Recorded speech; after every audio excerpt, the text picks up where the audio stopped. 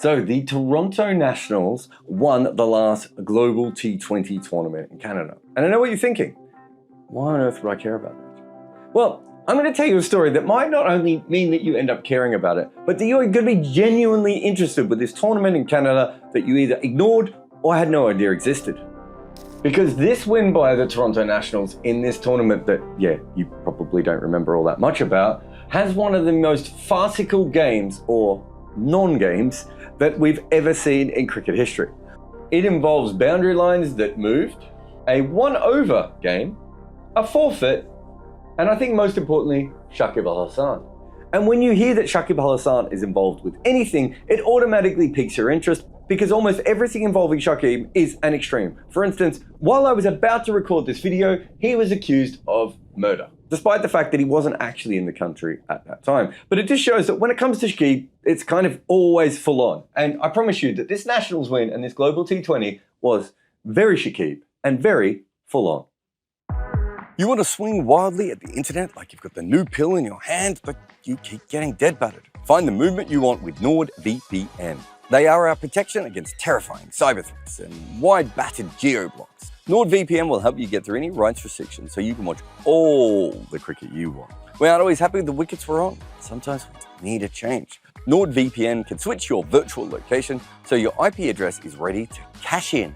So if you need to get around the internet's rules, or I suppose in our case laws, select NordVPN. They can help you watch a game on a cheaper stream in another country. Give NordVPN the ball and let them penetrate all your vast internet issues. Because if you need a VPN, go Nord.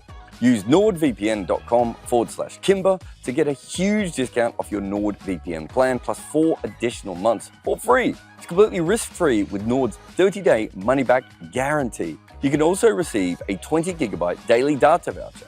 The link is in the show notes. Protect your computer like a big hitter is coming for you at nordvpn.com/KIMBER right now. This is brought to you by HitWicket, the cricket game that has playing and strategy all in your pocket. So all of this happened in Canada. And for those of you who don't know, Canada was almost once a test playing nation. They were that good a team. They were seen as potentially on the rise. And of course, if you go back through the history, they played the first ever international game against the USA, which we heard a lot of during the last World Cup, but was a thing that happened. And they've been playing cricket for a long time in Canada. I'm not going to go into John Davison facts here. You should Google John Davison, but that's good as well. And of course, they just had probably their best win ever in cricket when they defeated Ireland in that last World Cup. And to be honest, they probably should have beaten the USA as well. But the reason that we're talking about Canada today is how it links directly with the Global T20, right? Which is this tournament that has a bit of a weird, spottier history. It's not like the Cayman T20 competition, which, of course, maybe we need to talk about another day. But the Global T20 has clearly had its issues. Like, for instance, that time that the players refused to go out and play. And that was because they weren't being paid at the time. So this is not exactly a league that inspires a lot of confidence naturally. But the interesting thing about the Global T20 is some of the players that are involved, right? Steve Smith has played in it. Karen Pollard, David Warner, Usman Khawaja was captaining this time. I didn't even know he still played T20 cricket. Sunil Narine and Colin Munro was actually involved in this game. These are real players of T20 cricket that we are all aware of, and yet they all go off to Canada. So you know that there is a little bit of money in this league, although some of them are also in the Cayman Islands at the moment. But again, this is not about the Cayman Islands, as much as I am trying to make it be about the Cayman Islands.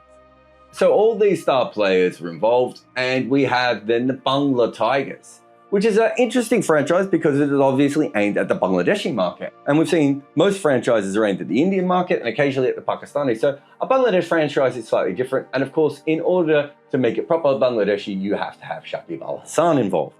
So again, another big player. And when this story first broke, I think a lot of us just thought, well, it's Shakib. Like, he probably just got angry at something, and so that's why this game all went weird. I mean, do you remember that time when he pointed at his groin on the camera? It's funny, actually, because when I wrote this down, I was like, that's probably one of the things I first think of when I think of Shakib. But of course, he was also suspended under fixing allegations as well. And these two things are, again, probably what you think of, outside of the fact that Shakib is one of the best all-rounders we've ever had in cricket, certainly in white ball cricket. However, these two things kind of are nothing like what is going on in Bangladesh at the moment. So remember, this is a Bangladesh team, and there is a coup that has just finished over there, or it's still going. I'm not exactly sure where they are on the coup at the moment. And the government that has been ousted in this coup, well, there is a politician who is involved in that government, and that is Shakib Al Hasan. Are you following? There was a coup in Bangladesh, and Shakib was one of the politicians of the government that has just been kicked out. In fact, there's already been thoughts about whether he should be playing because, you know, he's a politician and there was a coup and there's a lot of things going on. The point being is that Shakib has always been quite controversial, and at the moment he is way more controversial. And of course, this also comes back to this. As I said before, a young man died in Bangladesh as part of this. And in the FIR from the young man's father, he actually has Shakib as one of the people that is listed on that. Now, of course, Shakib was not in the country when the murder happened, and so there's a lot of things that need to be unpacked here. But the point being is, look how confusing and weird Shakib's history is anyway, before we even get started with what happened in this game. So let's just get rid of a lot of this weirder stuff up here for a moment. And let's focus again on the Global T20. So the Nationals are playing against the Bangla Tigers. And if you look at the points table, Bangla Tigers are on top of the Nationals.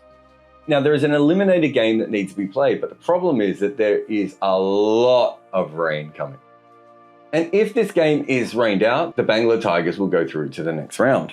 But this is where it gets really, really confusing. And we've already done a podcast on this with Anirudh, which really talks about the side of the Bangla Tigers. He did a great article over at cricket.com. But since then, I've also talked to Joy Bhattacharya, who was involved in the Global T20. So we have, as in this video, maybe a little bit more than the podcast, been able to get both sides of the story. It doesn't make it any less fun. In fact, if anything, it makes it more like a weird cricket version of Rashomon. Now, because they were expecting lots of rain, they went out and got covers. Now, it's interesting to me, I don't know what the covers were like before then, but the one thing that would tell me about the conditions is that there was a lot of low scores in this tournament so far. Now, look at the names of some of the players. Not all of these played in this tournament, of course, but there were some very good players in this tournament, you know, down here, and yet there were still incredibly low scores overall. So it would tell me that the conditions and the wickets weren't particularly good. And then the fact that they knew there was going to be more rain and they got more covers. The issue here, especially when you talk to the Bangla Tigers people, is that the covers directly came from the Nationals. And a lot of this is about motivation. Bangla Tigers would want this game to be washed out because they automatically go through to the next one. The Nationals want this game not to be washed out, so they have a chance of going through to the next one. And so it would make more sense for the Nationals to want the covers and less sense for the Bangla Tigers to want the covers. Either way, there were suddenly more covers available at the end of the tournament than there had been for the majority of the start of the tournament. Now, from a Global T20 perspective, what they really wanted was some cricket, because earlier that day, a lot of games had already been washed out. So the conditions were absolutely terrible. And the worst thing that could happen would be for them to get no cricket. And what they talked about really was just trying to get some cricket. That's always a bit of a dangerous way of looking at things. Of course, authorities should do anything they can to play cricket, as long as it is within the bounds of normal, acceptable cricket. This is when it gets very weird. So the playing conditions coming into those last few games start to change. They essentially bring in a new regulation that says instead of having to play a 5-over game, you can actually play a 1-over game. So in T20 cricket in general, you have to play a minimum of 5 overs per team to be considered a proper game of cricket. But they brought in a regulation at the Global T20 to allow for a 1-over game. They kept calling it a super over, but it's not a super over. It's a 1-over game. They essentially said, look, we have to have some cricket be played because we need some cricket. And so for that to happen, we are willing to have a 1-over game. Fine, we understand that. There was some confusion about whether it was official because it came through WhatsApp, but they said that that was an official decision and that they were just communicating to the owners that way.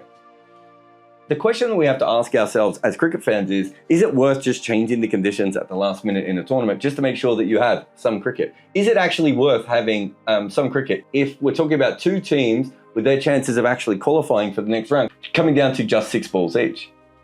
But here's the thing that's interesting for me. If the rain and the conditions were so bad that they couldn't play a 5-over game, why were they safe enough to play a 1-over game? Like, how does that make sense? Either the conditions are safe enough to be able to play cricket, and therefore you can play 5 overs because you don't have much time left, or they're not.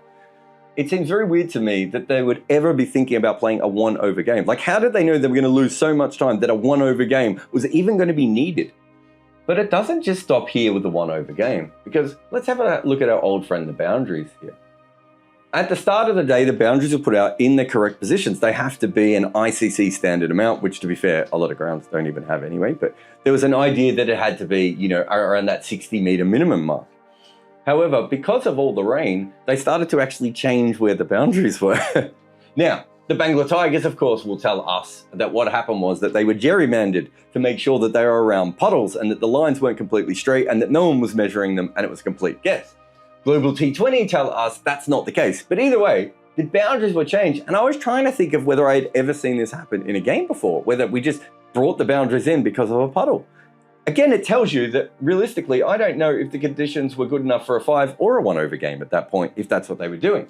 But there is another thing I do want to bring up here. If you forget the fact that the conditions were changing the days before and that the boundaries were changing on the day and everything else and this weird 1-over thing, there is something to be said for just trying to get some cricket on. How many times have we watched games where we've all just thought, can't they do something to actually make this game go ahead rather than not having one? So on that level, you have to give the Global T20 a big tick. It's just that this makes no sense and this is a bit weird. So at this point, there is a toss. And this is where it gets a little bit more Rashomon, because according to the Global T20, when the toss happened, Shakib does not come out. According to the Bengal Tigers, Shakib did go out to the toss. So I don't know exactly what happened here, but what didn't happen was that the Bengal Tigers decided that they were not going to play a 1-over game. I think their general feeling was probably that if it wasn't good enough for 5 overs, then it wasn't good for 1 over. I wasn't there, I have no idea, but that whole thing does seem very weird to me. So essentially, by saying that they're not going to play that game, they forfeit it. And according to the match referee, and there were many issues with the match referee and people from the Bengal Tigers trying to talk to them directly, which is never a good idea when it comes to fixing regulations and everything else. But according to the match referee, that basically meant that this game then had to be forfeited. And so the winner of the Bengal Tigers Nationals game was now the Nationals and not the Bengal Tigers. There are lots of people involved in the Global T20, around match referees and umpires and all sorts of things who at this stage basically believe that that game is forfeit and it's over because Shakib did not come out for the toss or the team was not prepared to play, I suppose is a better way of putting it. But that is not where this story stops, of course. So there is I'm going to say a secret 4 a.m. meeting, and I only mean a secret 4 a.m. meeting because I don't think everyone was involved. But from what I can understand is there was a meeting until 4 a.m. that involved certainly the Bengal Tigers, probably people from the Global T20, and also maybe some of the other owners, including the Nationals. I have no idea who was at that meeting. I'm sure that will be debated for the rest of the time. But there certainly was a very late night meeting. And at some stage during that meeting, they decided that the next day they would go out and they would play a 5-over game. This is where it gets a little bit more weird because we know that the game was forfeited and we know that there was this long meeting. But this is where the social media side of it gets really, really tricky because these are public games. People like Colin Munro and Shakib Al Hasan were involved in this. There would have been people who wanted to watch it, who wanted to bet on it, who wanted to follow their favorite players, whatever that may be. And the Global T20 didn't actually announce what had happened that night on their social media. So that game just didn't exist. There was no announcement of a forfeit or anything else. There was no talking about whether there was meetings or anything like that. It's just that that game ceased to exist on the time it was supposed to be played. So the Bengal Tigers are now in a situation where they believe that there is actually going to be this game played the next day. And they turn up the following day to play this game. The Nationals, however, have decided that they're not going to play this. Now, whether they decided early or not, again, this is many disagreements between these two sides. I don't really know. But it is weird that the Bengal Tigers did turn up and the next day it didn't go. And essentially what happened was that the decision to make the forfeit actually stood because they didn't see there was any reasons to change that. So I would assume that the match referee and also the Global T20 all had their say about what should happen. And they decided that the Nationals would win that game. But this, of course, is where it gets even more funny when you look at everything that has happened here. Because the Nationals didn't just win that particular game, right? They don't just win the game by a washout. They also go on to win the entire Global T20. And this is how they got there. I'm not 100% sure where the truth is, and I wasn't on the ground, and it might take many more years and many more maps like this to try and finally work it out. But what I would say is this. Again, this hasn't made the Global T20 look like the greatest organization on earth. I'm not really sure about the whole one-over games, and the boundary stuff still feels a little bit weird to me. It's also quite strange that they were so desperate to play some cricket, despite the fact that the Bangla Tigers were higher on the table. But you can also understand from the Global T20's point of view, so they're probably just saying, well, the Bangla Tigers wanted a washout just to go through to the next round automatically. But I think the real lesson to be learned here is once you put Shakib Al Hasan in any situation, it just all goes a little bit more dramatic than anyone imagined it could have. I have a book out with Abhishek Mukherjee, and it is called Overthrowing Cricket's Empire. And it's about the stories of how each team beat England for the first time.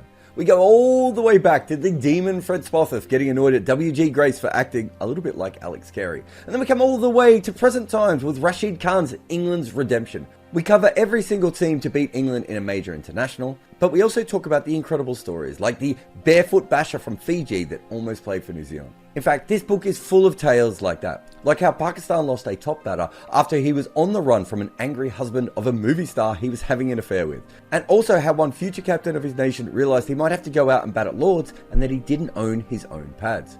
Cricket was used as a tool by the empire, but what happens when those nations grow up and get good at it? Find Overthrowing Cricket's Empire on Amazon today.